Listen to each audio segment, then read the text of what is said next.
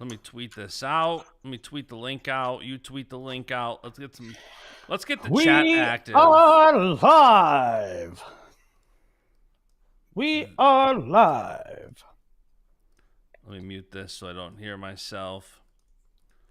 We are live. We are live. See what I did there? Oh. Let's talk U.S. Open, baby. Even though Willie slept through the morning shows we were supposed to do. What up, Golden Source Music and Marketing? What up, Jace, if I'm saying that right, Luna? What up? Jace Luna. Is that a California guy? I give you credit, Willie. I make a lot of graphics, okay? And I put out a lot of content. And not just even for Baschamania, for our clients, for Basch Solutions, everything. And so sometimes I just misspell a name. I have a typo. And it's brutal because I made a graphic that said, is Audrey Jimenez the future of 51 kilos? Yeah. I know it's 50 kilos. I made a typo. Yeah.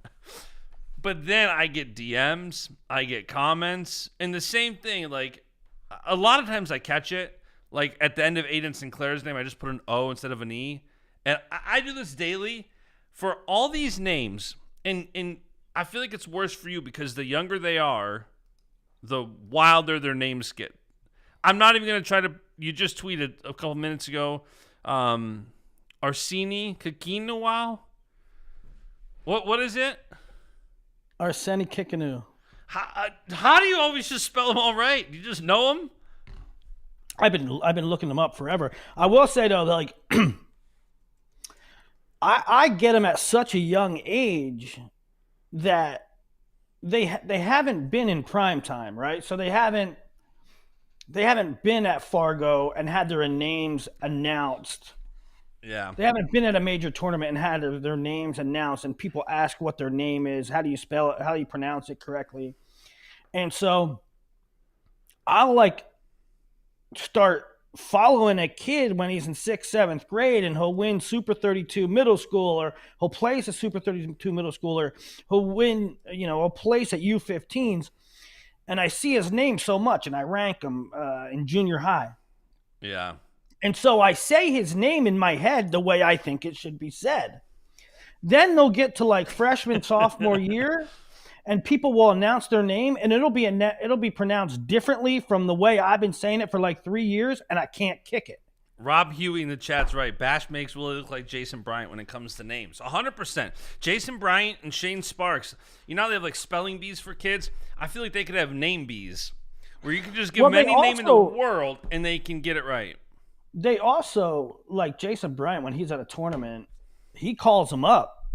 He calls them up and says, how do you pronounce your name? At World Championships, they'll get a guy that says, hey, Mongolia, how do you pronounce this name correctly? I want to get it right. Yeah. So they have some assistance. I noticed today when I was watching U17 finals, cadet finals, and even the semifinals, David Bray was saying Kikinov. And I have always said Kikinu. And honestly, I think we're both right. I think David probably asked him. But in Belarus, they always spell it OU, and the other Russian countries spell it OV. So it's kind of like they're both right. I think we're putting people to sleep. That was my rant on names. I make a lot of typos. And honestly, a lot of times, too, I'm just typing. Like last night, I was getting graphics out after every single final. And you're going to make typos when you're putting out that much content. I saw you put out one. And you had an ordinary word spelled wrong. Like, yeah, it was Nico's retirement graphic. I left off an L on accident. Yeah, I'm like, he's gonna get roasted for this, and it's gonna be stupid. I saw Piles tweet something. Yeah, he got a weight conversion wrong. It's like, guys, lay off. The dumbest thing is that, like, and a lot of people I feel like truly don't care. you get a couple of mouth breathers that have to correct me every single time. But like I get it. Like I put CALS instead of CALLS for Nico Megaludis calls it a career. Yeah. The post got viewed 70,000 times. I know I feel like Yeah. an idiot that people think like. Yeah, it happens. So you obviously know how to spell the word right. But man, it's a long, long weekend. We're talking about a lot of different stuff while we're waiting for the crowd to get in. You guys to see the link and get on. But long weekend, and we're gonna hit it right away. The last couple weeks, last couple times we did live shows on Sunday. We kind of thought maybe Sunday night was not a good time, but we got good viewership, and so you obviously like it, and so here we are. Now, that being said, it was a long, busy weekend, and we may have missed some stuff. Basch was watching juniors primarily tonight, for instance, while I'm watching U17s. I was all in on the cadets. That's my sort of my wheelhouse. Not that I don't like juniors, but you can't watch them all at the same time. So as the week goes on, we'll pick up a little bit more nuggets, and for this show, we'll bounce it back. Like we obviously both watch the seniors.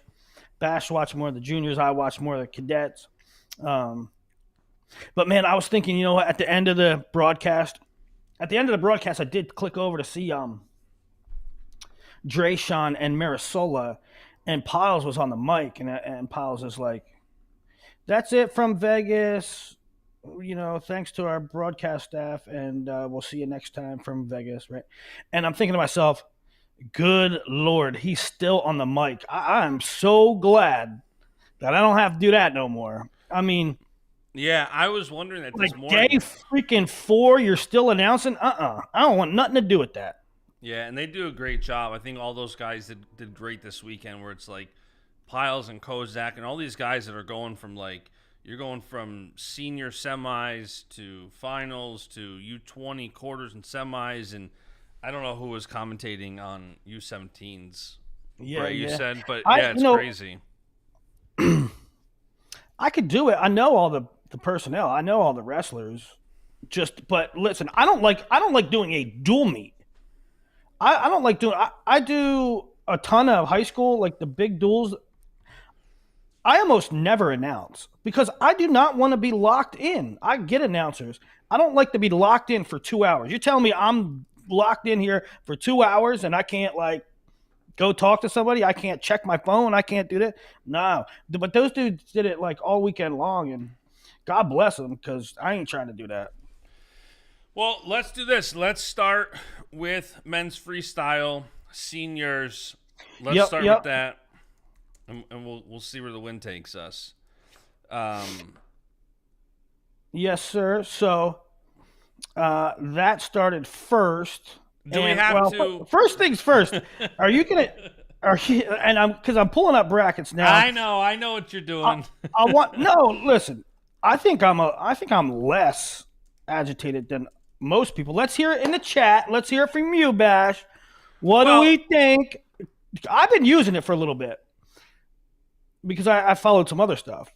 But now that it's here and now that you got to use it, what do y'all think of USA bracketing? First of all, Bashada in the chat is spot on. He said you do a 2-hour podcast every week. So there's really no difference from you locking in for a podcast versus locking into announcing to a degree. But I do think it's different when you're talking and then I'm talking and you have a minute to look at a phone or whatever. USA bracketing, for me, I don't like that there's so many different places to go for brackets and bout boards and all that.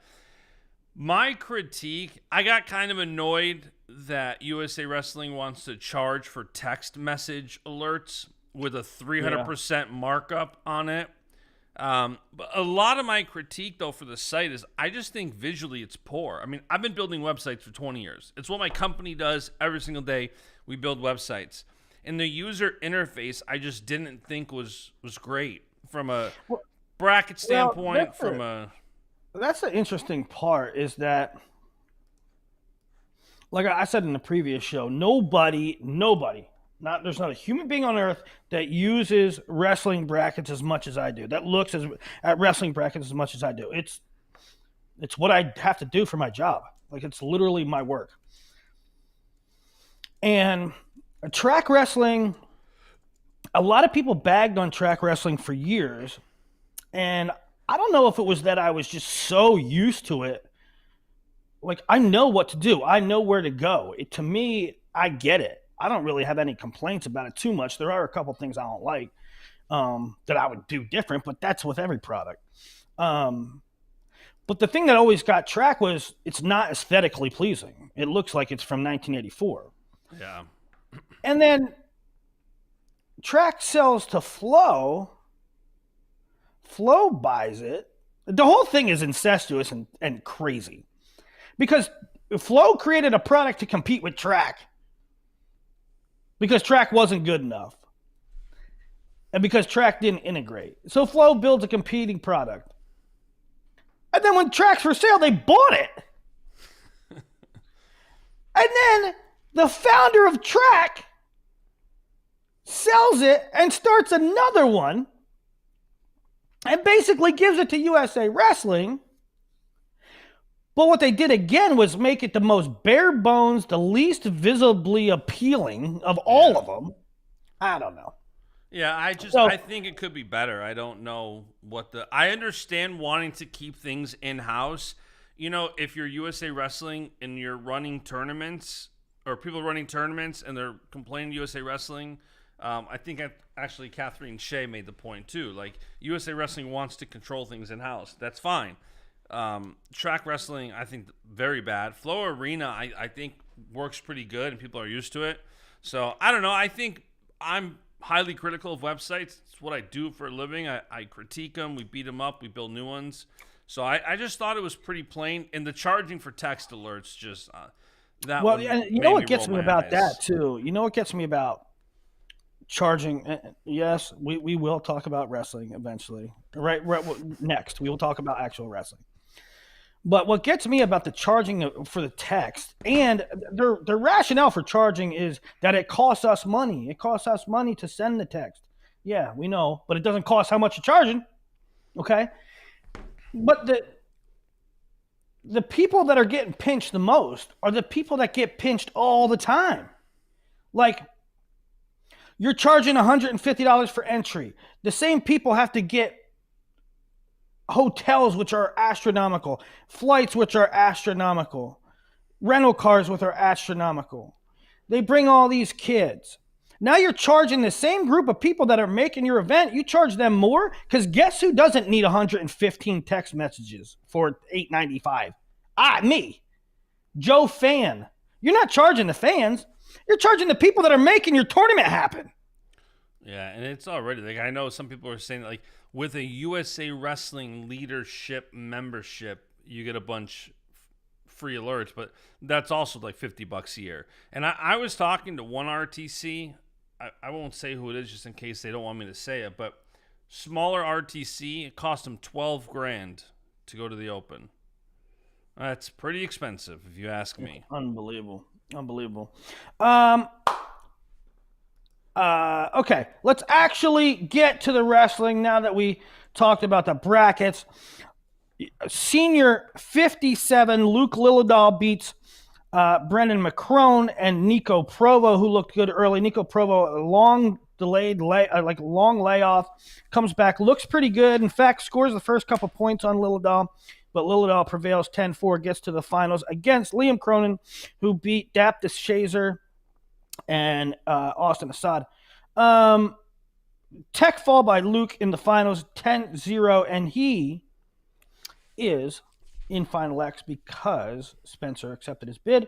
So it's Lillidahl versus Spencer in the finals. Not a lot to break down in the bracket itself. I mean, no, it was pretty straightforward. It was a very uneventful bracket. Overall, I think Luke looked awesome. You know, we've talked about in a couple shows like what these guys are like after dealing with the whole college season, which is a grind. And Luke looks awesome. He went out, he dominated at U23 Pan Ams, I believe it was. Now here, he just, outscored his opponents 40-4 with that early takedown to Provo being the lone point. So I thought he looked great. On one side, it would kind of worry me that a USA bracket at this level is so light. But thankfully, when you have a guy like Spencer Lee, who's the returning, Olympic silver, it makes you feel a bit better. But it is crazy how light this bracket is. Traditionally, there's been a lot of guys cutting down, a lot of like senior staples, and they're all kind of gone. I think that you could say the same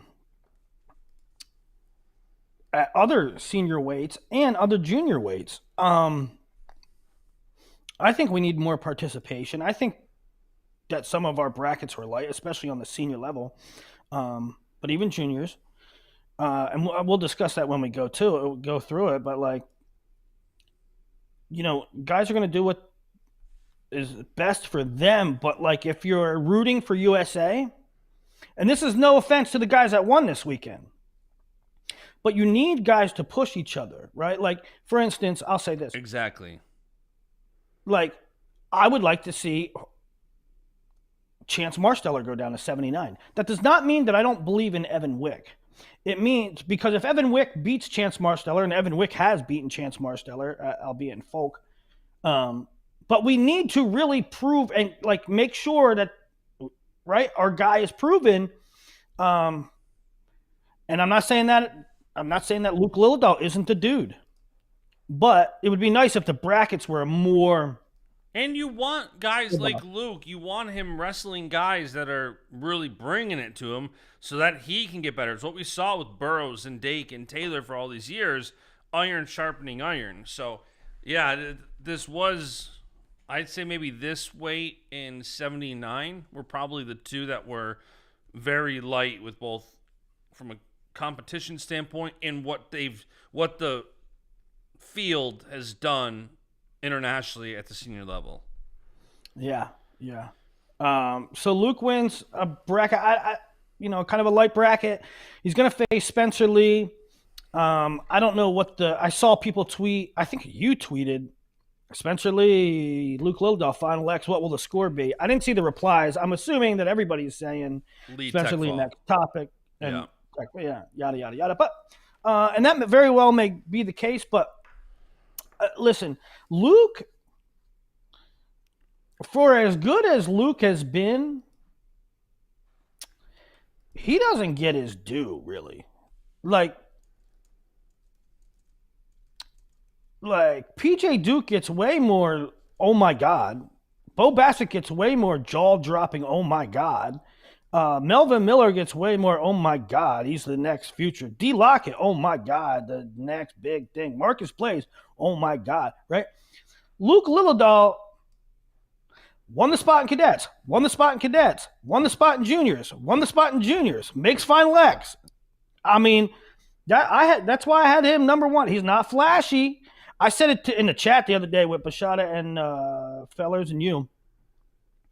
I said Luke Lillidahl is one of those guys that you say, what makes him good? And you're like, I don't really know. Dude's just good as hell. He just wins. Yeah. No, I'm not saying that people haven't recognized that Luke is good. I'm just saying that he's not the superstar.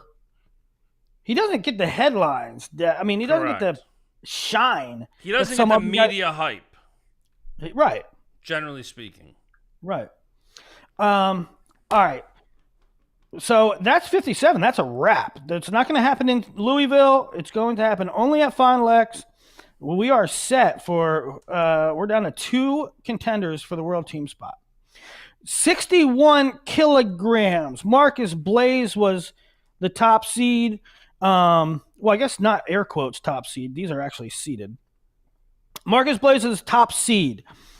Nick Bouzakis goes out and puts a big old lead up on Nathan Tomasello, but then Tomasello's in on a shot, and Nick's trying to like crotch lift or something, and his knee buckled.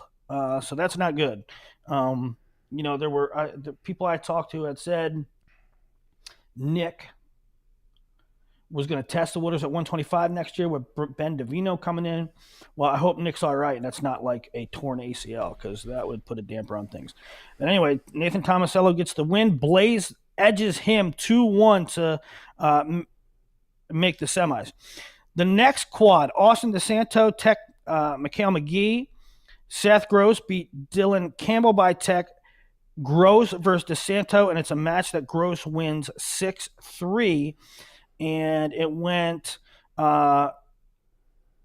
Gross takedown, and then 2 takedowns in the second, 3 points at the end. It was a 6-0 lead. No, 5-0 lead. 5-0, then 5-3, then a caution point. It was 6-3 final for Seth Gross. Down below, Nashon Garrett made the quarterfinals against Jack Forrest, and Jack Forrest teched him up quickly. 10-0 in the first period. Ben Davino beat Nico Megaludis 3-1. Dayton Fix beat Ethan Oakley by tech, and then Davino got a takedown right into a lace, and it was one of those quick laces up, and Dayton was teched and injured. So the veterans down low, Nashon Garrett, who made a world team, Nico Megaludis, who won an NCAA title, Dayton Fix, who was a world medalist, all those veterans fell to the Young Bucks, Jax Forrest and Ben Davino. And then Ben Davino, Jax Forrest 4-0 in that semi to make the finals against Seth Gross, who beat Marcus Blaze in a really tight match. Gross had to come back late at the end. Wasn't there also... No, that's the next weight. Anyway, Forrest techs Gross 19-8 in a match that really unraveled quickly for Gross. Gross looked okay at the beginning, and then it just got out of hand for him. Jax Forrest was doing sort of whatever he wanted. He looked great, and it wasn't one of these patty cake type matches. Forrest was mixing it up, saying, go ahead, get on a leg, I'll counter and get my scores. And he just really wrestled with the uttermost confidence and made everything into his points. Thoughts on that match? Well, couple things overall with this weight. Number one, shout out Nico Megaludis and Nashon Garrett, who are both now retiring. And one thing that I love the most about how they went out is when each of them won on the front side, they still wrestled on the back side. They probably knew they were retiring. They did not have to wrestle for anything but the love of the sport on the backside. Garrett wrestled Miguel McGee and lost 12-10, still putting up points and wrestling there. And then Megaludis beat a couple of guys and then lost to NATO. So wrestled 3 matches on the backside. I just love that. I think this is a lot about both of those guys and their long careers. Like, here are 2 guys that had absolutely zero reason to wrestle on the backside. They're retiring. I'm sure that was kind of their thought. Like, with having guys at 57 and 61 already at Final X, if you don't win the Open, your year's done. There's no world team trials. There's nothing. So crazy. For Nico and NATO, or for Nico and Garrett, they're like, this is it. This, give it one more shot. And so, I talked to Nico and he said, I'm ready to close this chapter. I'm giving the sport everything I have, and it just feels like my time is up. So, shout out. I love that Nico Nation went out like that. Even wrestling on the backside, a couple more matches, getting every last match they could. And another storyline for this weight, Willie, has to be that Jax Forrest 10 days ago wasn't even going to wrestle seniors. He was going to wrestle U20s. And then he switches and wins the weight. Well, his father's the one that texted me, Howard, because he said, Willie, I see you're doing all the contenders for juniors, all the contenders for cadets, and we just want to leave you know we're going to be moving up to seniors. I said, that's great. That's great. What went into that thought process? And he said, well, we've been in Stillwater, and David has said, hey, you look like you're really clicking right now. You should move up. Why don't you move up and try it? So that came from his future coach. So smart. I saw a lot of different takes on social media.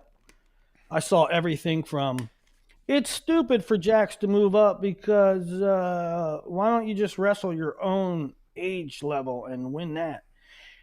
Two, why the hell is Bo Bassett wrestling juniors?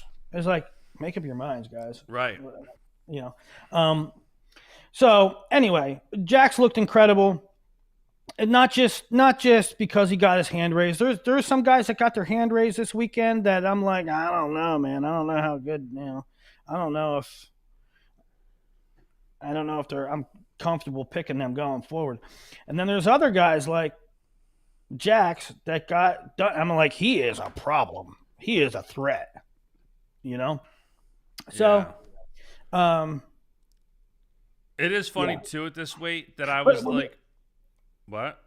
We have to talk about Blaze Gross too, because it looked like Blaze was in control. He got to a shot a couple times, but then Gross like countered some stuff, and it was a really tight match. I think it was 4-4 at the time, or 3-3. Anyway, that was what'd you make of Gross over Blaze? Gross is always going to let it fly, and Blaze seemed like he wasn't opening up as much as he needed to. And Gross is one of those guys that he's very funky. So it was kind of a weird match. I thought going into it, I'm like, man, I think Blaze beats Gross. These young guys. I mean, you have Davino taking out Fix, you had Forrest taking out Garrett, you had Blaze taking out Nato. I thought Gross was the next one. I know he's not that old. He's only mid-20s. But when all these young guys, I'm like, it's over. And then Gross said, not so fast. Blaze has a really unique way of winning. I mean, he wins close when it's utterly sound defensively. But when you do that, you're only one counter away from not advancing. So, that was largely, a lot of people said, Willie, if I were you, I would have Marcus Blaze number 1 over PJ Duke on the big board. And if you think that Marcus Blaze is the number 1 prospect, I'm good. I'm fine with it. I'm not going to argue with you. But the reason was points seem to come. PJ Duke seems a little more, I don't even want to say advanced offensively, but he scores more than Marcus. So I know that PJ can go out and score. I also know that almost nobody can take Marcus down. Yeah. But I'm gonna err on the side of the offensive guy. That's my maybe unlogical. I mean, we're splitting hairs, right? But that's why I picked. It is crazy, Willie. By the way, I don't do anything with recruiting big boards, but I'll put a graphic out for your top 10. This and that. It's crazy how much people want to argue over it. Zeno Moore is in a chat. Zeno Moore, if you don't know, he's a great prospect. I love the kids and see he was a freaking 7th, 8th grade. But Zeno, a text came through and then last night from you, and then it disappeared. I saw it pop up on my computer. Zeno said, "Hey, I want to do a class project and interview you." And I saw it come up, and then I checked my phone, and then I checked it's gone. I don't even know where it came from. Zeno, text me, bud, or hit me up on thing, because hit me up on Twitter, because I definitely will do that. Willie would love to be the subject of anybody's paper. No, I think I've done this. There's been a number of kids. And, there hasn't been too many Zeno Moores, who's a top 20 recruit in the country. By the way, he's committed to Stanford. There hasn't been guys like Zeno Moore, but there has been a number of kids that you probably never heard of. Some of them that I never heard of before but they do school paper. They do papers in college on recruiting data and wrestling and different types of subjects in wrestling. And it's always neat when they ask me to be part of it. I love doing that stuff. Anyway. One final note, and we got to move on. We're pacing terribly. A half hour in, and we're through 2 weights. I kept watching, and despite telling people all weekend long about how the World Team Trials works, how Final X works, I kept just spelling it out for everybody. And I still kept thinking this weekend, I wonder if Nick Soriano will go 61 at World Team Trials. I just kept doing it. I couldn't stop myself. That's a topic we have to hit. I mean, one when you get done with this and digest it, and you know, like we were talking in the chat, I wonder if this guy's going to move weight. I wonder if this guy's going to enter. I wonder if that. I mean, I said, Nick Lee, why don't you try to get down? You have any? Can you make 65? But anyway, right? There's going to be new faces. There's going to be some curveballs in there. But one thing before we get done with this weight, because there was a good question by somebody. And by the way, I know 61 isn't at World Team Trials. I know Soriano can't compete. That's why I'm bringing this up. Is that I see what you're saying. But look at Matt Moran's. This is why we can't go live, because you need to do a once a week live chat show. Dude, I love doing chat shows. I know. I love talking and interacting with the people. Chat. I love the chat. They ask great questions. Look at Matt Moran's question, which is a really good question. Saw someone say 57 and 61 will have World Team Trials winner to make the national team, is what you're talking about, to make the national team. That's a great question. I don't know the answer to that, but the national team, so there's the world team, which is the number one guy, the guy who wins Final X. And then there is the national team, which is the top three, which are the guys that get paid per monthly. They paid a stipend, they get health insurance, they get special perks and stuff like that. So top three per weight. And you're right. I don't know if they're determining that by the open. Yeah. So 57 to 61. You're right. They need to determine the third guy.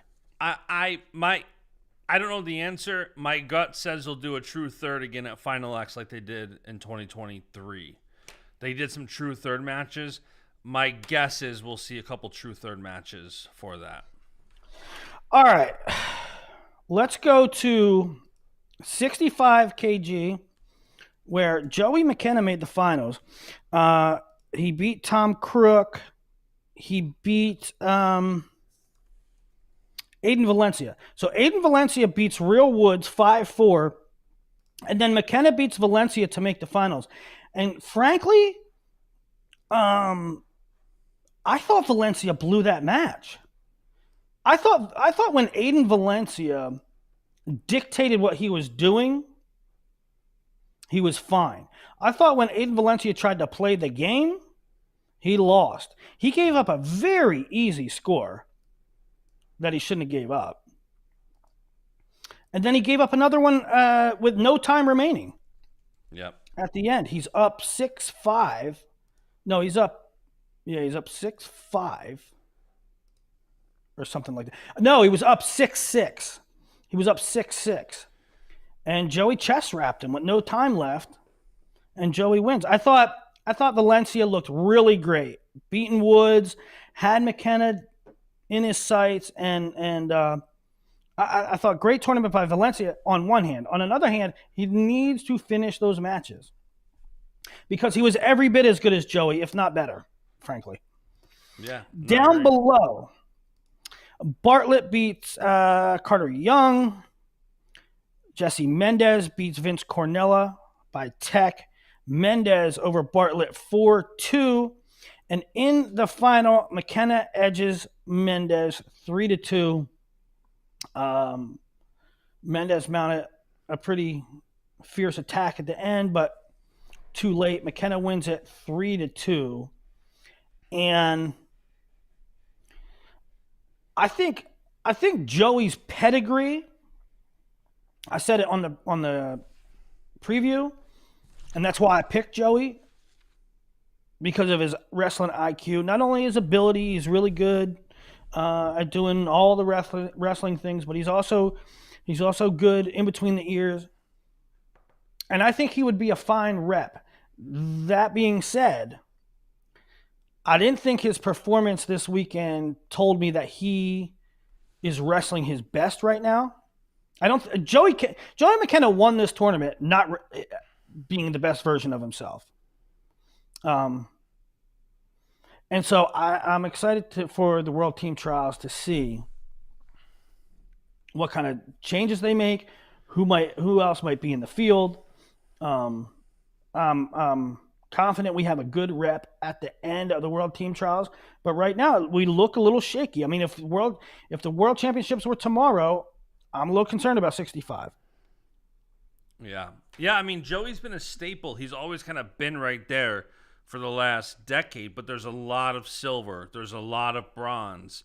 And, it's at like Grand Prix, at U20s, at U23s. Like, he's been around for so long that he's always gotten, medals and stuff, placements here and there, but he hasn't really broken through and had a big... Yeah, I don't know. I'm going to... Thanks, Zeno. Yeah, good. Let's get you on Twitter, Zeno. But hell, if Joey McKenna took bronze at Worlds, I'll take it. I'm just saying he looked a little rusty. He took bronze at the U23 World in 2017. I'm saying I'm talking about senior Worlds. No, correct. No, I agree. If any of our guys can medal, that's great. I am interested to see at this weight who joins at the World Team Trials Challenge Tournament to see who he'll go face, because this is one of those weights where nobody's sitting out, and Joey has some great wins against Americans, and he's going to bring it. I'm very curious if it's the same field, if we see some other guys enter. It's going to be in World Team Trials is in 3 weeks, and you have early registration deadline this Friday, regular deadline the next Friday, and then late registration the next. So, and you know what?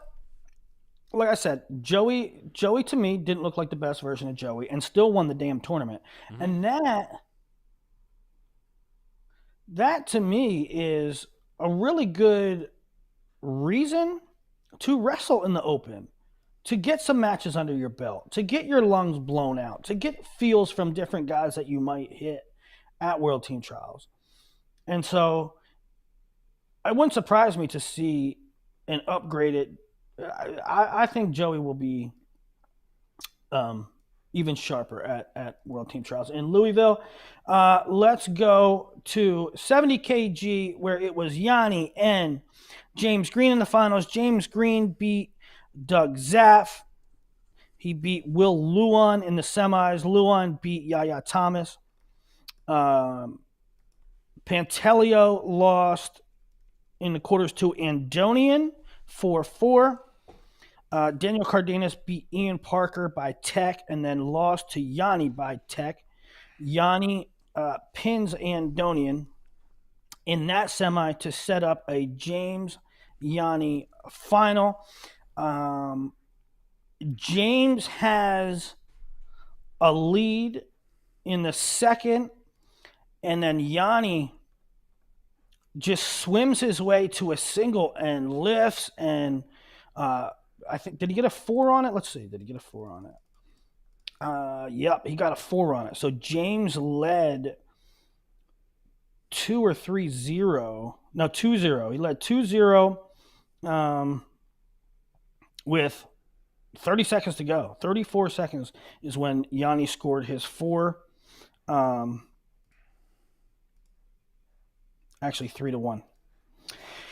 And just like that, Yanni, and it looked to me like James once again. I mean, not once again, James. I mean, once again, American wrestlers.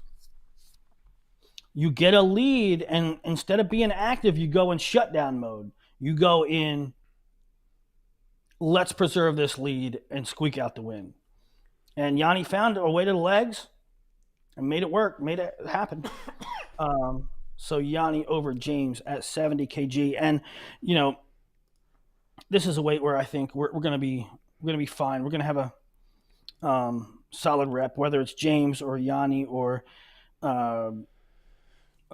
somebody else in this bracket or somebody else that wasn't here but is going to the World Team Trials. I'm feeling pretty good about 70, and sort of like Joey. I thought that Yanni comes up from 65. I feel like Yanni was good enough size obviously. But I feel like Yanni could even transform his body a little differently into putting on good weight, putting on good muscle. Because he looked a little, I don't know. I don't know what the word is for it. He didn't look lean, right? He didn't look lean. I feel like he could put on some good muscle, and that would even enhance him going forward. Yeah, somebody had tweeted me saying it's hard to pick Yanni. He doesn't get to his offense, whatever. His scrambles leave it up to the ref sometimes. And I had said that I thought that not having to focus on the weight cut at all and just wrestling 70 kilos, he was going to be able to get to his offense. Yeah. And when he picked up Green, right? There you go. I'm like, there that right there is a difference. At 65 kilos, Yanni can never do that. With 30 seconds or 20 seconds left, getting a 4 over a returning world medalist to win the finals in the big one, instead of a goofy scramble that you're waiting to see how the refs score it and basically pick a winner. So I thought it was awesome to see him up at 70. By the way, shout out. Yanni is one thing I loved. Some of these guys, Yanni being one, Messenbrink being one, that one, and then a lot of guys are already back home. Those guys are still in Vegas coaching. Yanni was in Anthony Knox's corner today. Messenbrink was in Sam Herring's corner, and probably some other guys.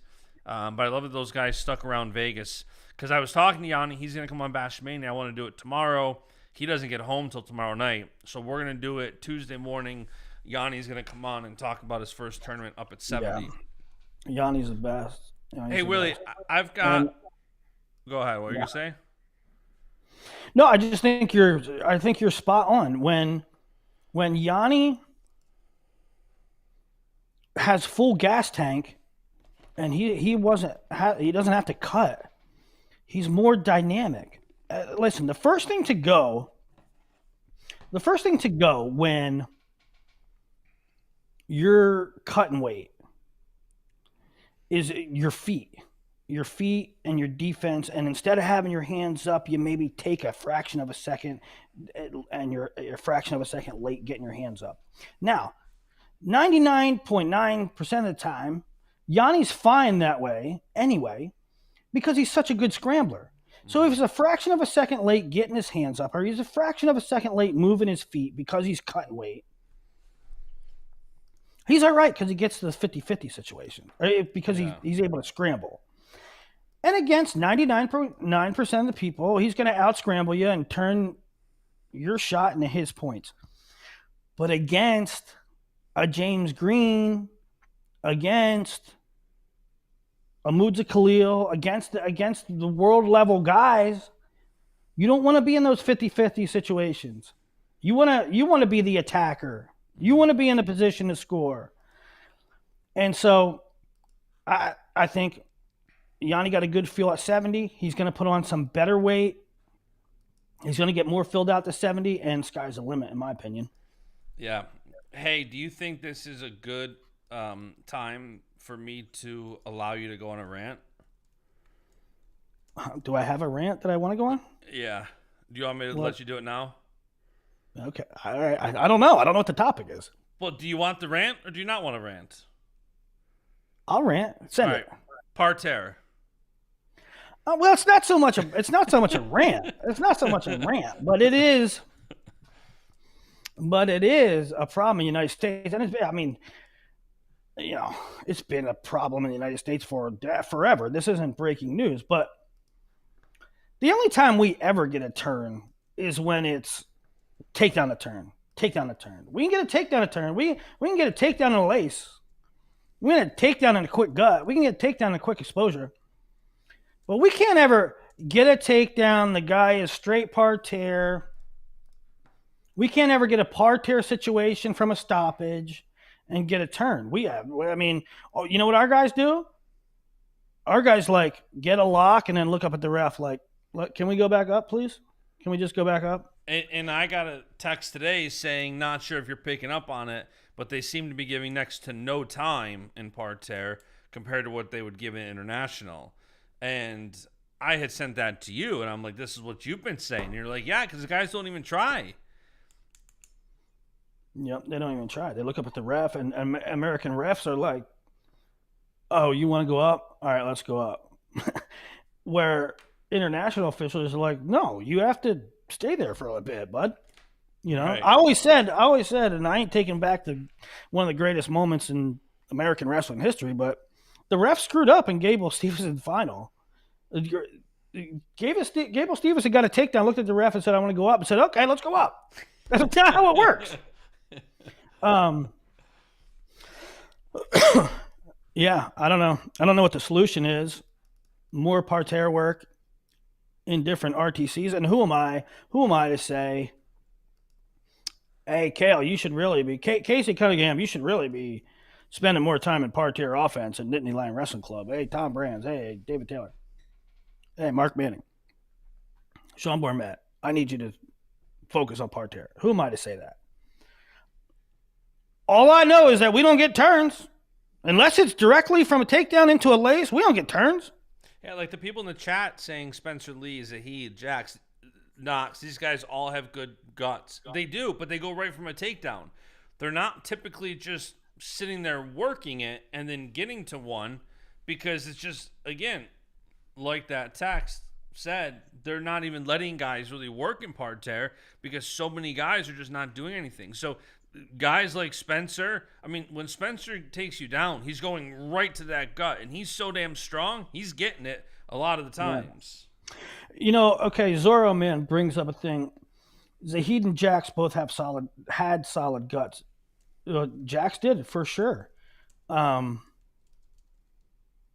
want to see a gut. You want to see an effective gut, and this is apples and oranges. I know. So before I say it, I already know what you're going to say. You're going to say it's different. There's different levels. I know.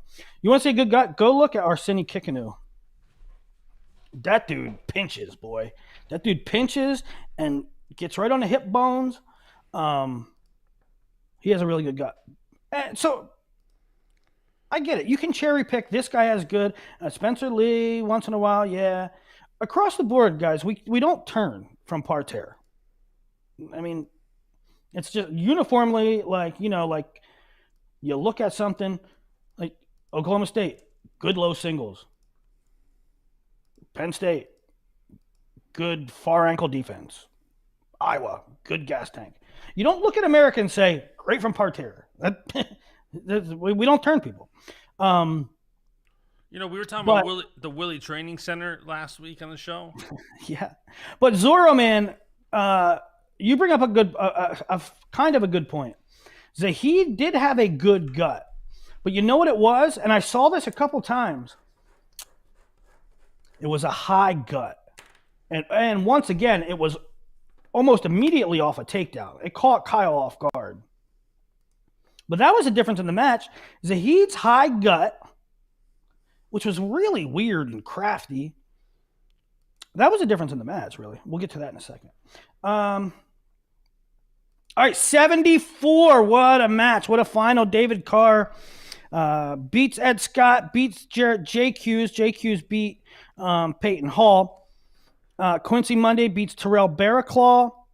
Mezenbrink, Tex, Max Brignola, and Jesse Della Vecchia. And then he texts Quincy Monday. So it's Carr, Mezenbrink, and David looked good early. And what did I say in the preview show? Mezenbrink started to wilt Carr in that NCAA final. Now Carr hasn't wrestled NCAAs. He hasn't wrestled that rigid schedule. How's his lungs going to hold up? And Mezenbrink ran him down. Mezenbrink applied relentless attacks, and Carr couldn't keep up the pace. Yeah, it was crazy. I was kind of in and out of this match, putting my son to bed, and it was one of those things where I'm going and grabbing him something, then I'm looking at my computer, and there's 4 more points. I'm going and grabbing him a blanket, and then there's 4 more points. And I mean, Carr went up 4-0, I think, to start the match, and then crazy that I know it's cliche, but like Mezenbrink is one of these guys that you just You can't score enough points on him before the match ends that you can feel safe. And I know 4 points isn't a lot, but 4 points in freestyle, you're 40% of the way to attack. You can at least start the game plan of you have a lead and you can do it doesn't matter. It's like you don't have a lead with this with Mess and Brink. Yeah, yeah. And before it gets lost, I don't want people to say, "Well, Willie, No, it do a wasn't voice. all." Do a voice to say it. Oh, How do they talk? How do they talk? Well, Willie, it's not. It's not just the pace. You're trying to say that Mesenbrink is not a good wrestler. He just has a good pace. No, I'm not saying that. His movements and his fakes and his defense, all that plays into it. I mean, just because he can win a marathon does not mean you can win a wrestling match against David Carr. I know that. So that's not what I'm saying. I'm saying the combination of his lungs plus the amount of fakes and offensive prowess. You know what? That's what to me pisses me off. And I say it all the time. The difference between guys that go and get it. What do you want? You want to win the match. So go and force your will on people. But yet, 90% of the wrestlers, even the ones, even the ones that won Senior US Open, even the ones that win NCAAs, what do? They win one takedown, one exchange matches. Go and get what you want. And Mitchell Mesenbrink's one of the rare guys that does that. Jason North was one of the rare guys that did it. Brent Metcalf was one of the rare guys that did it. They went and they got it. Go get it. Go get it. And Mesenbrink goes and gets it. Yeah, I thought this weight was very much, it was Carr Mesenbrink next topic as far as just how lights out those guys are compared to everybody else in the weight. Somebody's saying lefty club was vicious. Who was I watching this weekend where I was like, oh, Zahid. That's a good Colby Crank. Or no, not Colby Crank. Wrestle Madness. Mesenbrink's lefty club is vicious. Well, let's move up a couple weights after we'll talk about Zahid and his heavy clubs. But yeah, so Carr outscored his opponents heading into the final 42-0, and Mesenbrink outscored his 42-1. So you're talking 84 points, 84 points to 1. I mean, they're just so head and shoulders above everybody else in that weight. It's crazy. I suspect that Carr will go and win the World Team Trials, and now we'll get Mesenbrink Carr best of 3 at Final X. What my gut says. Fun. That would be fun. And we'll see if anybody else shows up. I imagine that benefits Carr. Now, you would probably say, Willie, how does that benefit Carr when Mesenbrink is going to take him to deep waters once? And even if Carr wins, then he has to wrestle again. He's going to take him to deep waters again. That's not good for Carr. I get that. But when David Carr can train just for one opponent, I would just put him on a treadmill for 3 months, just 2 months, just train him for Final X, just train him. Get your lungs up. Because Carr can compete, like, talent-wise. He just can't compete in that final minute and a half. 79. Evan Wick wins the whole shebang. Simon Ruiz beat Carson Karchla. Wick beats Ruiz in the semis 9-5. Kennedy Monday makes the other semi and faces Dean Hamidi. This is a lightweight, a light field as well. Where we got to the final four and without issue. Wick beats Ruiz 9-5. Hamidi beats Monday 14-4 rather handily. I thought Kennedy competed well, but Dean got it done in all the crucial exchanges. And then it was 9-1 Wick in the final. Lots of exposure in the second period. And I just thought that I thought you come out of that saying Hamidi could make adjustments and make it a better match next time. But I also thought Evan Wick's clearly the best guy in that bracket. Like the right guy won, and he rightly sits in final X. Yeah, and it's going to be interesting. I don't. We tried our best to get Nolf to compete. I think he's content with just coaching now. I don't think we see Burroughs. I know Tass Robertson in the chat was asking about Burroughs. I don't think we're going to see Burroughs at the World Team Trials. We, as fans, often look at the weight and say, hey, it's light. Nolf can go in this and probably win it pretty easily. Burroughs can go in and probably win it pretty easily. But the wrestlers don't look at it like that. They don't look at it like based on a weak weight or a light weight. They make their decision beforehand, and that's that. So I don't think we'll see Nolf or Burroughs at 79, but I am curious if you see somebody. I don't know if Levi Haynes, Starachi.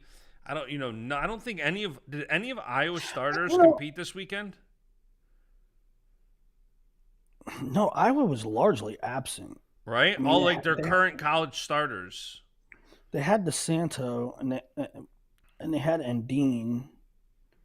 They had Bassett, who's not yet there, but they didn't have many guys compete, and so you wonder if they're going to go to the trials. Yeah. But I don't even know if they're qualified.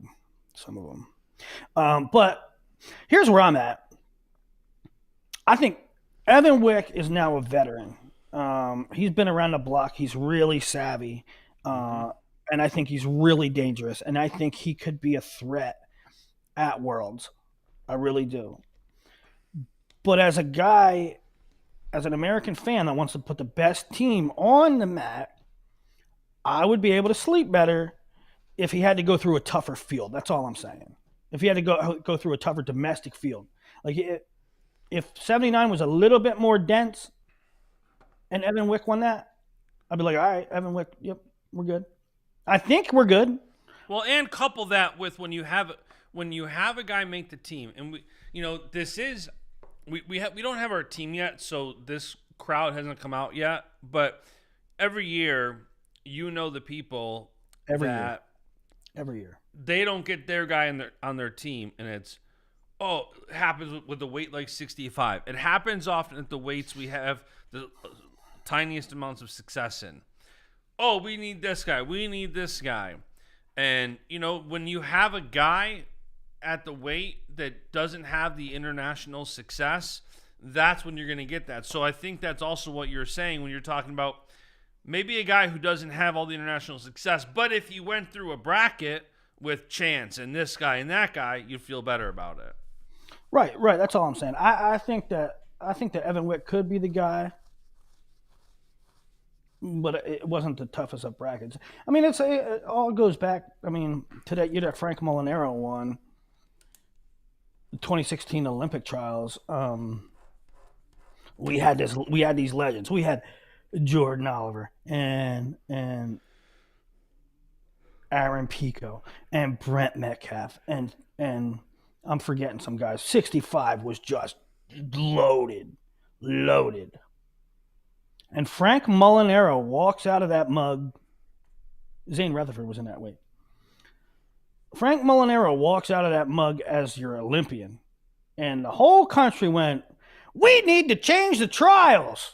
This Frank Molinaro, I can't believe he's going to be our rep. That's a fluke.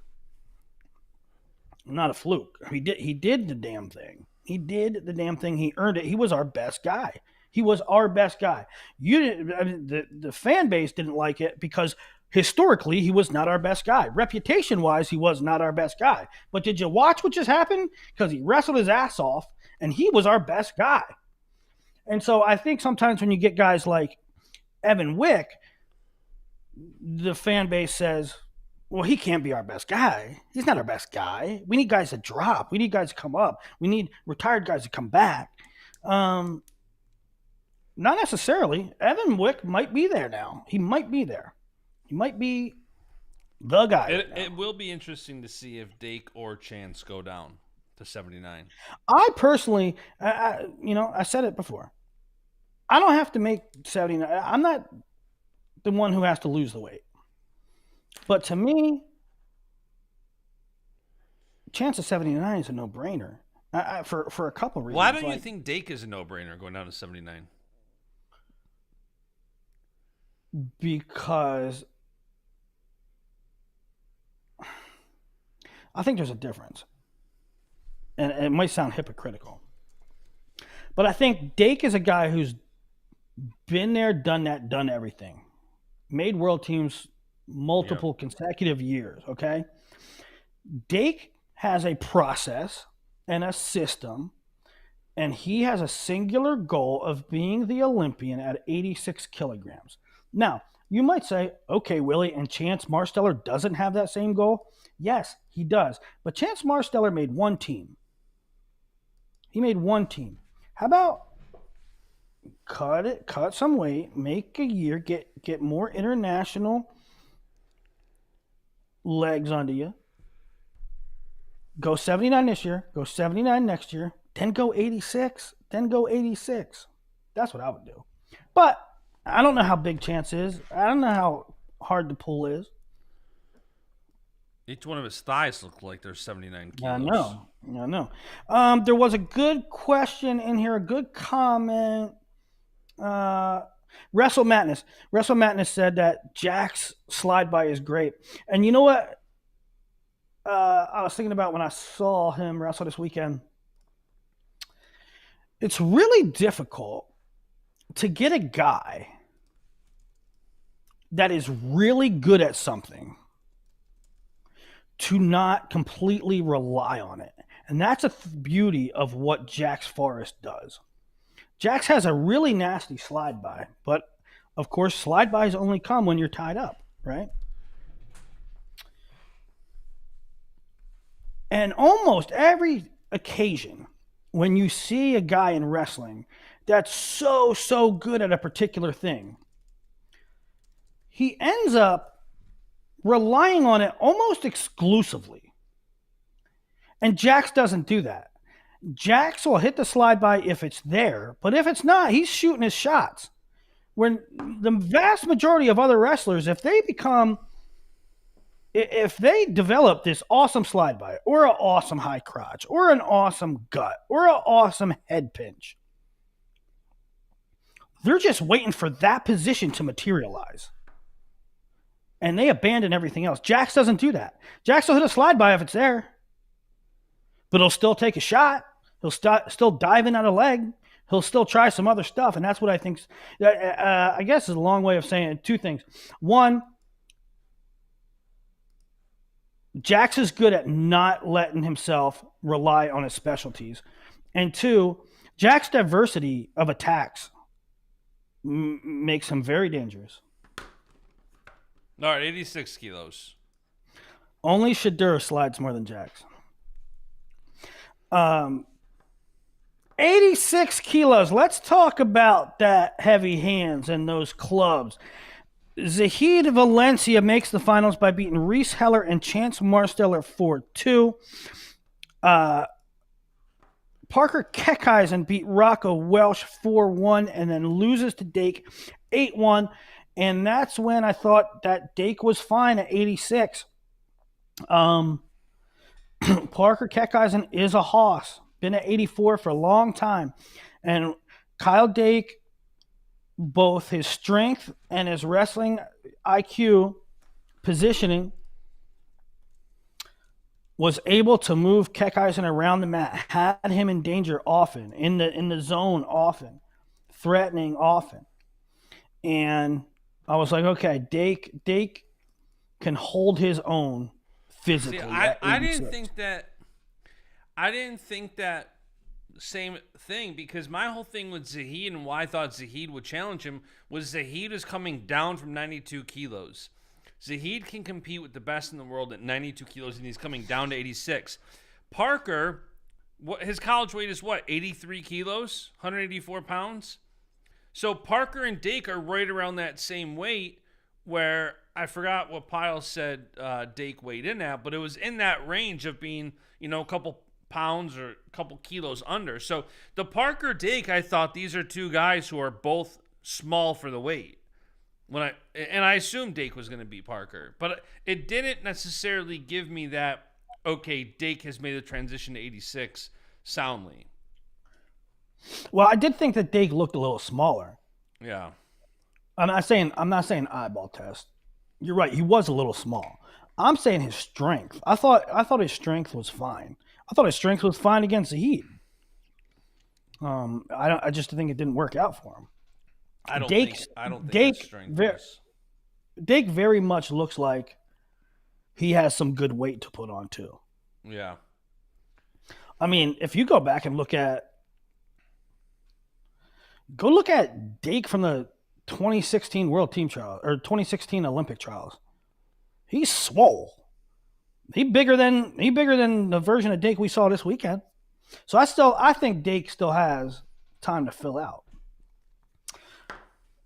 I don't know. When I saw him move Keckeisen around the mat. Oh, that's another thing. Speaking of Keckeisen and Starachi, where's Carter? Enjoying his fifth natty. Plans on competing this summer or no?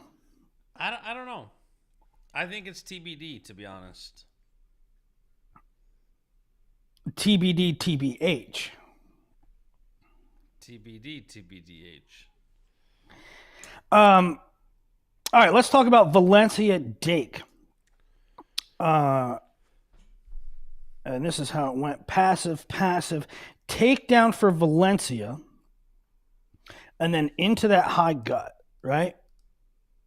So it is 5-1 at the break after a Dake push out. And it's funny. It's funny because I get caught in my own axioms, but I always say, I listen to fans say, Dake is gassed, Dake is tired, Dake, and I always say, what do I always say? Dake, his mouth is open, his hands are on his knees, and what do I always say? I always say, don't pay attention to Dake's body language. Dake has horrible body language. And then in the second period of this match, I said to myself, Dake looks gassed. And so what I always tell people not to worry about, I started to worry about. He looked tired. And he doesn't. I think there's a difference. I think when we see a guy who's gassed, it's like he's not in shape. Dake never necessarily, to me, looks like he's gassed. I think there's a difference sometimes between being tired and just not having full energy and being gassed. Like most wrestlers, it doesn't look like somebody's breaking Dake and they think, oh, they broke Dake, they're wearing him down. Dake just sometimes doesn't look like he has the same energy he does other matches. But that doesn't matter. It always looks like that. It just does. It's not an indication of his energy level. That's a great question. Worst body language, Dake or Jay Cutler? Jay Cutler looks miserable at all times. Man, so I mean, we saw what we saw.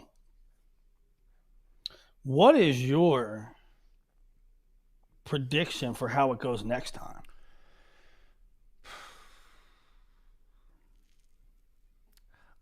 I've been thinking about this today, and I could talk myself into either side.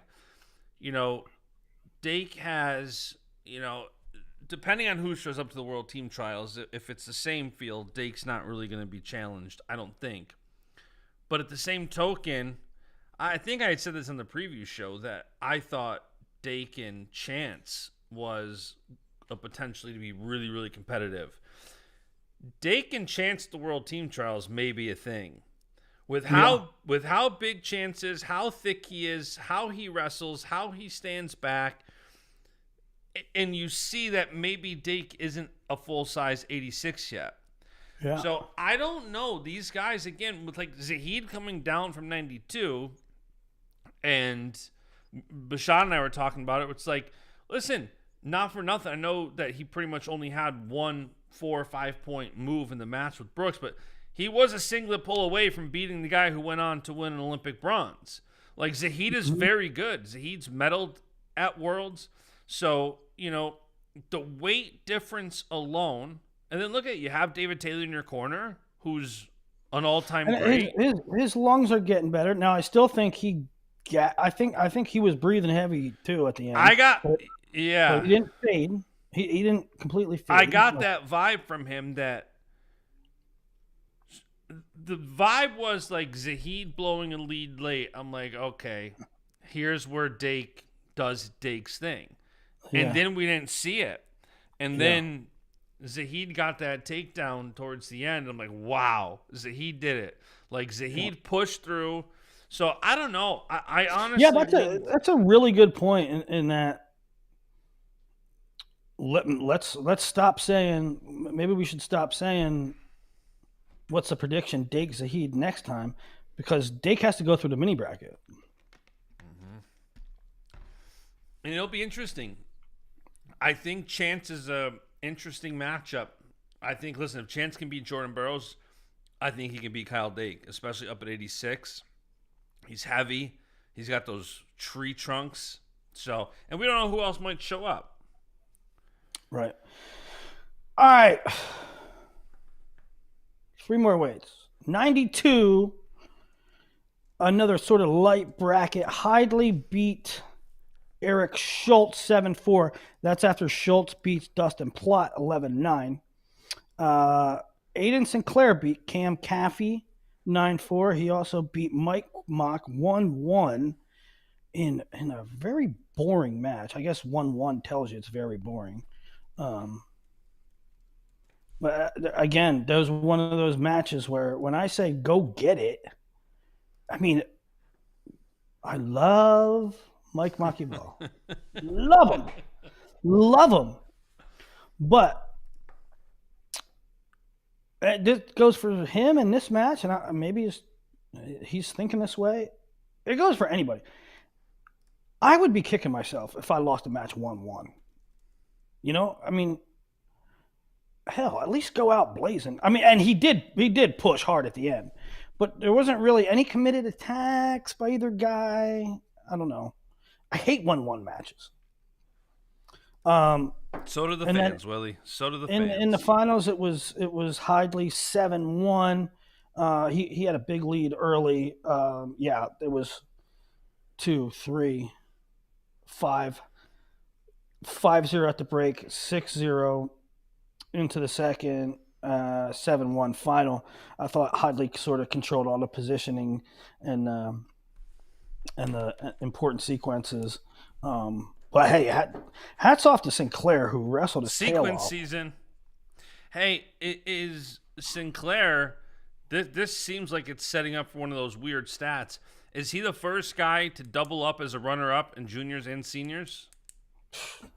I don't recall anybody else doing it. It's very rare that guys double up in juniors and seniors, and he did that. And he was wrestling U20s yesterday before he was wrestling the finals against Trent Hidley. I'm like, what? Yeah. And down 4 kilos. Or 6 kilos. So Hidley is in Final X. What do we anticipate the World Team Trials field being like at 92, and who will test Hidley? I'm curious if we see any juniors go up. Oh, what did I say about Zahid? I said that coming out of the mini bracket. There's no mini bracket, right? They'll have to. What? I said Zahid mini bracket. Zahid will be at Final X. Zahid's at Final X. Dake will have to go through the challenge tournament. I thought you said challenge tournament. Yeah. But I don't have a firm grip on who the field will be at 92 for. I don't either. Is it these guys? Is this it? Is this what we got? We got Schultz and Plott and Sinclair and Caffey and Mike Mock?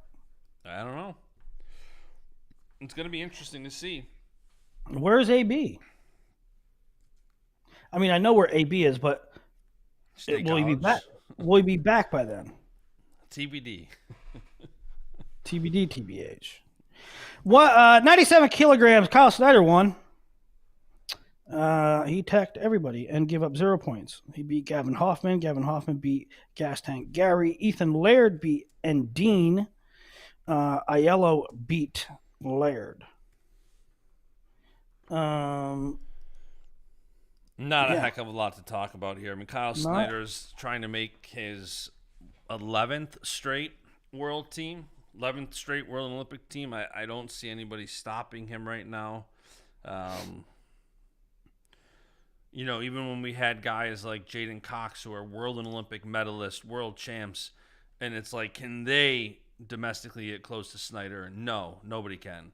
So I don't think we're going to see anybody really challenge him, but it was fun to see him at the Open for the first time in a decade. That was pretty cool. Yep, not much to talk about there. Senior 125 kilograms. Upset up top right away. Your top seed, Hayden Zilmer, got beat in a quarterfinal to Demetrius Thomas, who then also beat Jordan Wood. Trevor Tinker had beat Nick Feldman. Wood beat Tinker. That's a funny sentence. Trent Hilger beat Christian Lance. Wyatt Hendrickson beat Lucas Stoddard, who was on the U23 team last year. Wyatt Hendrickson beat Hilger 10-4, and Wyatt Hendrickson tech-falled Demetrius Thomas. No surprises. No surprises in that outcome. I guess surprises in some of the matches. Zilmer lost. Demetrius Thomas with a great weekend. Where is Mason Paris? Where is Mason Paris? Maybe he's with Aaron Brooks. I don't know. And Carter Starace. Maybe they're just hanging out.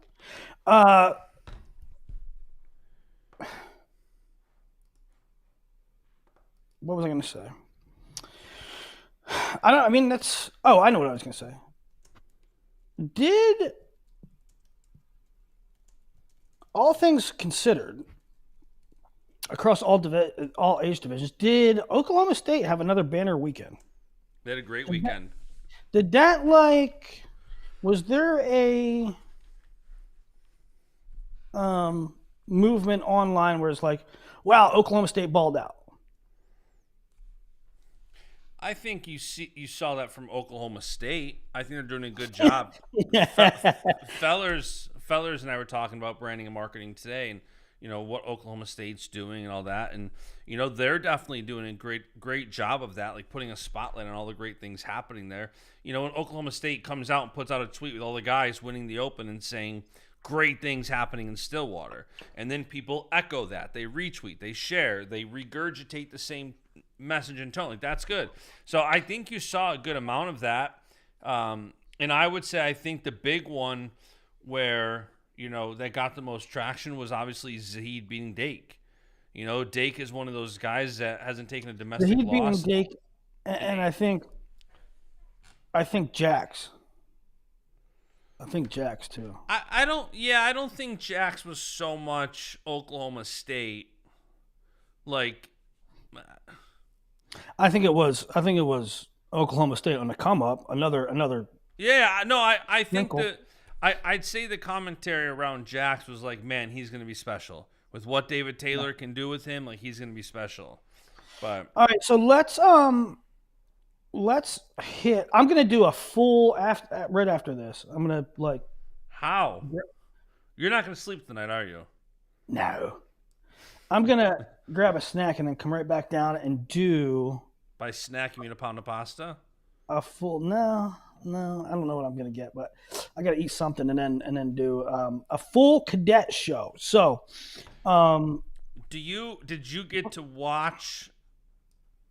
Let me do this. Let me pull this up on the screen. Let's run through the U20 finals. How much of it did you get to watch? I didn't get to watch almost any of the finals. I watched a couple finals.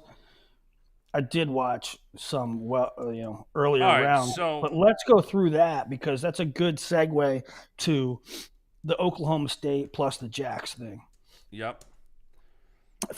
57. Antonio Mills made the finals. Junior in high school, committed to Missouri. He had a really good tournament, including beating Christian Castillo. who smoked everybody to that point. Christian Castillo, a senior, committed to Iowa State, cadet world teamer, a cadet world medalist. Castillo went Tech, and then got teched by Mills. On the other side of the bracket, it was Anthony Knox. Tech didn't wrestle a whole lot of like high name guys, but in the semis, he did tech Ronnie Ramirez, a senior committed to Okie State. So Knox Mills final, and Knox gets the tech 12-2 over Mills. And I texted his dad. I said, "Wow, he looked really good." And he said, "It's Vito." He said he's training with Vito all the time, and he's gotten much better. I'd believe that. That is from the horse's mouth. 61. The Cortez brothers were the top 2 seeds, but Elijah went down in the semis to Sam Herring, 3-1. Cortez lost. Isaiah lost a little earlier to Kyler Larkin, who then beat Aaron Seidel, the Virginia Tech commit. Kyler Larkin wins 10-6 there, makes the finals, and then beats Herring in the finals 10-5. That's an Arizona State commit over a Penn State commit. Isaiah did come back and take third over Aaron Seidel, who was fourth. Elijah Cortez was fifth over Nathan Desmond, who was sixth. And, you got to start wondering with Nathan Desmond up at 61 if Penn State's going to be looking out for a 125 pounder, because if Desmond's days at 125 are over, they're a little thin there. 65 kilograms was hella interesting. Bo Bassett cruises through his quad on day one. Jesse Crajeda texts Dalton Perry to win his group. Daniel Zepeda texts Gavin Linsman. I think he's a Missouri recruit now. Linsman decommitted from Navy and committed somewhere else. Now, where's Linsman? I don't know. I forget where Linsman is committed now. He was Navy, but he flipped. Stanich teched his way, tech pin his way through. And so now the rubber meets the road. Bo Bassett texts Jesse Grajeda. He texts Aaron Sement, who won his match at the Dapper Dan State Champ this year, committed to Michigan. Stanich texts Smokey McClure. Zepeda pins Gabe Boyso. Stanich wins over Zepeda 8-8 with a lot of points late. Zepeda first period, Stanich second period. Zepeda had a big lead. Well, I guess, no, 4-0 into the break. 4-5-0 into the break. And then Stanich came back with 8 points in the second period. So Stanich advances to take on Bo Bassett and wins 5-2. Scored 2 in the first. So it was 2-0 at the break. And then ultimately a 5-2 score. And, I'm not saying that before the tournament I picked Stanich. What I'm saying is I thought if somebody could trip him up, it was a college guy like Stanich, where Bo's pace is a differentiator. At the high school level, Bo's pace is unmatched. Nobody can go with him. It's very rare if somebody makes an entire match with him. The college guys, that will be minimized a little bit because they're used to being in a room, hand fighting for 7 minutes. And it was indeed a college guy that got Bo. I love the people that are like, well, I had tweeted out I put out a graphic about like what a tournament Luke's having with taking out Zepeda, then Bo Bassett, and then as soon as I put out that graphic, like, oh, yeah, it's spectacular that he's beating up on high schoolers. And I'm like, you realize Bo Bassett's older than him? Like, I'm pretty sure Luke's like 19 or something. Bo Bassett's 20. Like, there's some of these ages that are not, like, no, that's not how this works. Like, Bo Bassett. It's an age group tournament. They're both under 20 years old. I know, it's so stupid. It's not like Bo or Bo's 19, he's 20, something like that. Like, Bo's not even a first year junior. I know he's still eligible next year. Yeah, I don't know. I mean, it's just no matter what these kids do, I don't think there's an age. I don't think there's an age advantage. I think there's an experience advantage. I mean, Stanich is in a college room every day, right? So I think you could point to that. But I mean, can't take anything away from Stanich because Zepeda and Bassett are still in high school. Lehigh's going to have a great squad next year. Yeah. Yes, they are. I'm glad they got into the national duels. But, yeah, I mean, Bo Bassett lost a match. He's going to be fine. The kid's a dynamo. 70 is really interesting. Melvin also, Miller. Shout out, hold on, Pearson Manville, also runner-up after winning Greco and then runner-up in freestyle. Love to see him double up. Yep. Okay, so we talked about Stanich, Bo Bassett. I was sort of worried about this one too for Melvin, and for the same reason. Melvin beats Cross-Wazlewski beats Colin Rath. Melvin Miller texts Cross-Wazlewski. And then this is the match I was, both of them, I was a little scared for Melvin because Melvin's a premier talent for sure. But you go against Cross-Wazlewski, who's in college, and then you go against Jackson Joy, who's in college. And, you know, the talent level there, you probably say Melvin's more of a long-term ceiling. But Jackson Joy is damn good, really good, and he's spent a year in college. So I thought that could be a landmine for Melvin, but he beats Joy 12-2. On the other side of the bracket, PJ Duke was scoring a lot of points. Tech, Pin, Tech of Colin Guy. Colin Guy beat Maddox Shaw, Virginia Tech, and Ohio State commits, respectively. And then PJ beat Landon Robideau 8-3. 8-3 in that semi. They go to the finals, and it was a dandy. 8-5 for PJ. A lot of those, half of those, was on a really interesting exchange early in the match where Melvin's driving through a shot, and PJ sort of olays him and throws him out of bounds. And it looked like it was going to be 1 or 2 Melvin for sure, and it turns into 4 PJ, and it holds up 8-5 final score. So I thought Melvin competed really well. Yeah, he did. He looked great. Who came back and took third? Robideau came back and took third. His only loss was to PJ. So it's another kind of Oklahoma State fans have to be feeling really good about the performances of Jax and Ronnie Ramirez and Landon Robideau. I'll try to speed it up a little quicker. D174, he beat Sealy in the finals. Again, I thought that Sealy competed really well too. That was a 5-2 final. I didn't get to watch that one at all. Like, I didn't even see a second of it. Did you see it? Yeah, I saw it. I think that Sealy kind of had an opportunity to win. I've seen so many matches this week, and I can't remember it exactly. But I'm pretty sure if you watch it, you'll say that Sealy kind of fumbled it a bit. Oh, really? Yeah.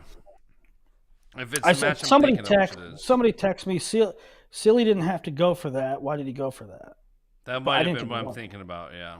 Yeah. 79, Will Henkel wins the whole damn thing. Good performance by him. He beats Brock Mantanona cadet world teamer in the finals 12-8. Looking for good things from Brock Mantanona next year at Michigan. 86. Mickinelli over Sinclair 5-3. How'd that look?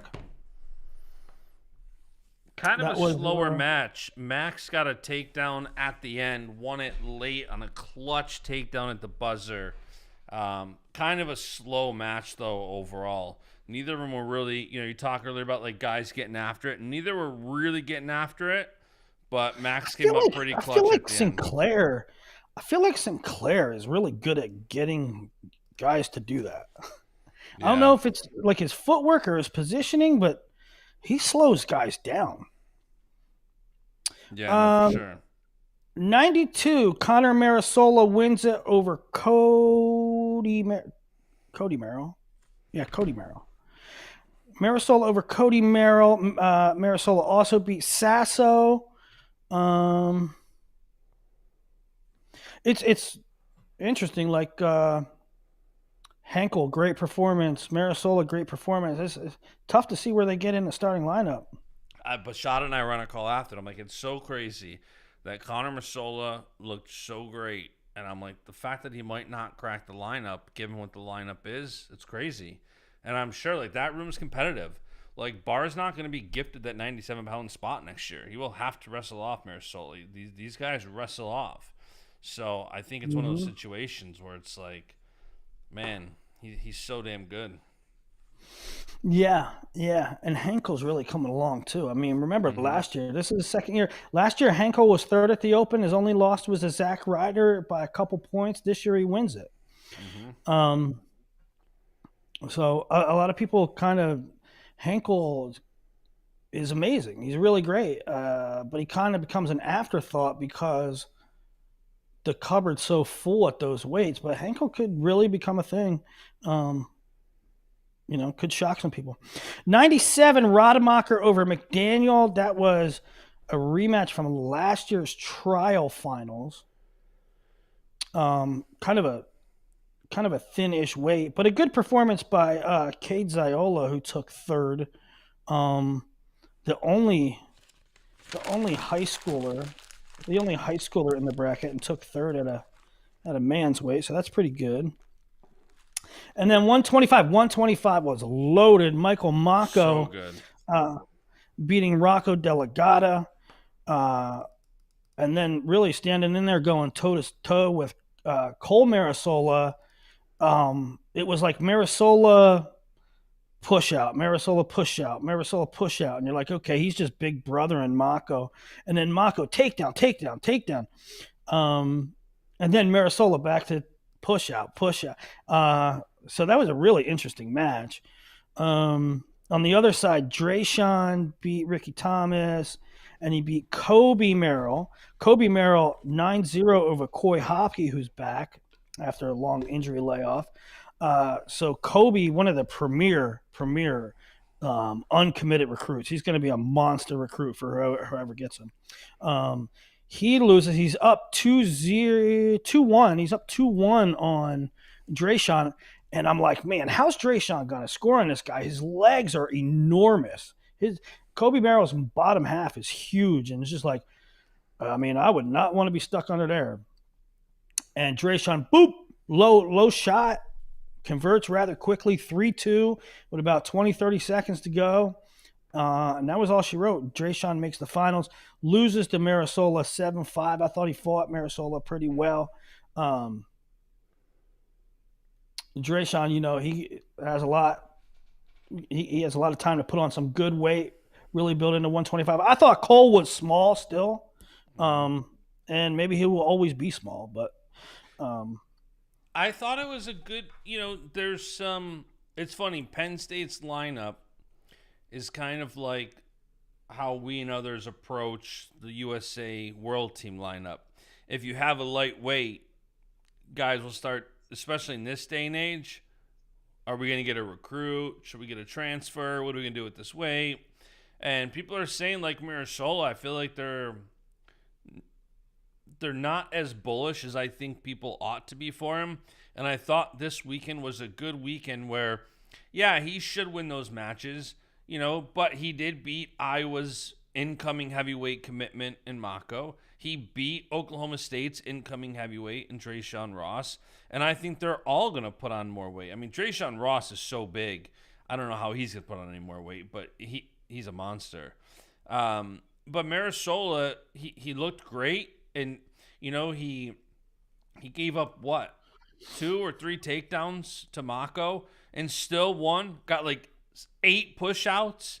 So he's grinding out gritty wins. Like he's performing good. So I think if you're a Penn State fan, he needs to put on some good weight, put on some size. Look, at a year ago about this time, Barr was still planning going 184, beefed up to 197. He needs a cow. Really, let's get him a cow. Yeah. So I think this was a good weekend for. But obviously, not only the Marisolas, but for Penn State fans that maybe needed a little bit of reassurance, like, hey, Marisola's our guy at heavyweight. I thought this was a good weekend. Marisola went out and did what he had to do, got great wins, and that was, I think, on paper, one of the most exciting weights of U20s. And he went out and won it, and now everybody we mentioned winning the weights are sitting out for the best of 3 finals of the World Team Trials in late May, and kind of bringing this back full circle to what we were talking about when we kind of started talking about this. Penn State puts 6 of 10 in the U20 finals, either wrestlers or commits, and I think they end up having 4 win with PJ Duke, Henkel, and then both the Marisolas. So I thought that was pretty solid. And then couple that with what Penn State did on the senior level, which, what did they send 3 guys to Final X? Lillidahl, Snyder, Messenbrink. Yeah, so 3. So, yeah, and even on the cadets, like you had said this back a couple shows when we were talking about Penn State and how many guys they're going to have wrestling at all these different age-level world championships, and I think you're starting to see that as these open tournaments and world team trials start coming together. Yeah, and we didn't even get it. That's not even including U23s, which I'm sure they'll have a bunch of. Yeah. All right, JB, I'm going to get a snack. And then I'm going to change my shirt, and then I'm going to do a show all on cadet world team trials, who our team is, how we're looking, how they got to where they got. And then I'm going to probably grind on some rankings and stuff. But that's what I'm up to. Before we close this out, there's a few hundred people in the chat. Any final questions? If you want my Bills draft grade, I thought they did awesome. We got some corners. We got some big meatheads. They're going to be great on the line, both offense and defense. So I'm excited. I thought the Bills had a great draft. Redskins had a good draft. They didn't have many picks because we traded for Laramie Tunsil, but we got another first-round O-lineman from Oregon. We got a day 1 pick and day 2 in cornerback Trey Amos from Ole Miss. Should we go there? Should we say, what did you think of Shedeur Slidin? You want to have that discussion? It's tough to fully say because the general synopsis that I saw was that Shedeur didn't do himself any favors in all of these meetings, the combine. So I get it. I think there was a bit of an expectation of the hype around Colorado and Dion would follow him. And, I think that they kind of blurred the Travis and Shedeur. At Colorado, they were kind of a 1-2 punch and everything. And Travis was clearly so much more sought after in the NFL. But it'll be interesting. It's funny he lands at the Browns, and he could end up being the starter. I mean, they got what? They got him, Flacco, ultimately, Dylan Gabriel, Kenny Pickett. So they've got 5 QBs ultimately, right now. when the dust settles, he's on a roster. He's on a at a place that doesn't have a clear-cut quarterback, and he can certainly win that job. I just think it was overblown. Listen, they have the league has questions about his ability. He's not the John Elway prospect that a lot of people think he is. I mean, he's a solid prospect. He threw for a lot of yards. He was very accurate. But there's a lot of those guys that get drafted in the 5th round. He didn't play a great schedule, and he went 13-12 in that schedule. Right? He got destroyed by a very mediocre Nebraska team. So he's a solid prospect, and I think he got drafted where a solid prospect goes. Adding to the mess was kind of Deion's comments in, I ain't letting my kid go here, and there's social media circus around everywhere he goes. And so for those reasons, I totally understand it. Yeah, I think it'll all work itself out. I think, of course, it got blown out of proportion, and then you start talking about racism and this and that, and it's like, what are we doing here? The number one pick in the draft was black. How is this anything having to do with race? Like something like 26 or 27 of the first round draft was black. I know. What are we doing? Ryan in the chat said Ridge Lovett won Male Athlete of the Year at Nebraska, and Minto won Freshman of the Year. That's awesome. Who was your U.S. Open seniors and juniors OW? That's an interesting one. I think seniors, you have to give it to Zahid for me. Yeah, it's not a bad one. I mean, beating Dake and Chance. Beating Dake and Chance, you beat a returning world teamer in the semis, and then you beat a world champ, Kyle Dake. And Messenbrink and Jax Forrest, I also thought were very deserving of it with what Messenbrink did to Carr and what Jax Forrest did. But I think you got to give it to Zahid. I mean, that upset and being your returning world team member in the semis. Yeah, I can get on board. I would go Zahid as well. Juniors? I don't know. Maybe I would say Stanich. Yeah. I think that would be that or Cole Marisola. I mean, that weight was loaded. But Knox, 57 kg was loaded as well. I mean, there's a lot I'm not saying Knox should have won. I'm saying put him. Yeah. He put him in the conversation. Knox actually was named OW, so you're spot on. That was a good. I'm totally on board with that. Like you said, that was a loaded. He got sick. He went 6-0 with six tech falls. So yeah. All right, pal. We'll run it back shortly here. I got a lot of content coming down the pipe. Matt Scouts. Check out Matt Scouts. Cadet recap. We'll have refurbished rankings. Well, not refurbished, totally overhauled. Seniors are coming out. We got to do a big board show soon. Revamping the whole thing. Rankings. Yeah, we can do crystal ball. Sorry. We can do a big board show. We can do a crystal ball show. Also coming out really soon, it's almost done, is recruiting class rankings. When I'll read it off to you right here. I'm not going to tell you who I ranked 1 and 2. I don't even know if I decided on who's 1 and 2 yet. Last I heard, you did not. Last you told me, you asked me my opinion. Yeah, I switched them around. The article is almost like done. But who's the better class? We'll leave you with this. Who is the better class? Oklahoma State. Oklahoma State or Penn State? Oklahoma State got number 3 Ladarian Lockett, number 5 Landon Robideau, number 6 Sergio Vega, number 24 Cody Routledge, number 26 Ronnie Ramirez, number 50 Austin Johnson, number 62 Ishmael Guerrero, number 63 Cruz Goff, number 72 Bo Hickman. That class or Penn State, number 1, PJ Duke, number 2, Marcus Blaze, number 18, Will Henkel, number 22, Asher Cunningham, number 39, Nathan Desmond, number 54, Dalton Perry. Which are the best? I mean, and if you want to take it right at the top, because I know it's hard to like. Kind of interesting after this weekend, taking results into account. It's hard to soak in all the numbers I just threw at you, but Penn State has 1 and 2 with Marcus Blaze and PJ Duke.